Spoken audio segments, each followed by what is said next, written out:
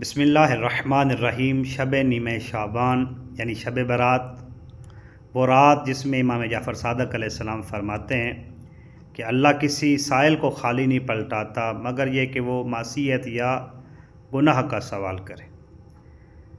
اور اس کے بارے میں ایک روایت امام جعفر صادق علیہ السلام رسول خدا سے نقل فرماتے ہیں کہ رسول خدا اس رات میں جب کچھ عبادت کرنے کے بعد حجرے میں آئے تو دیکھا کہ حضرت عائشہ آرام فرما رہی ہیں۔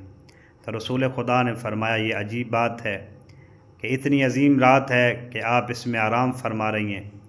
یہ وہ رات ہے جس رات میں اللہ روزی لکھتا ہے، زندگیاں لکھی جاتی ہیں اور اللہ حج پہ جانے والوں کے نام مقرر کرتا ہے، اور اس رات کے اندر اللہ قبیلے بنی کلب کی بکریوں کے بالوں کے برابر لوگوں کو معاف فرماتا ہے، اور اس رات میں اللہ کے ملائکہ نازل ہوتے ہیں۔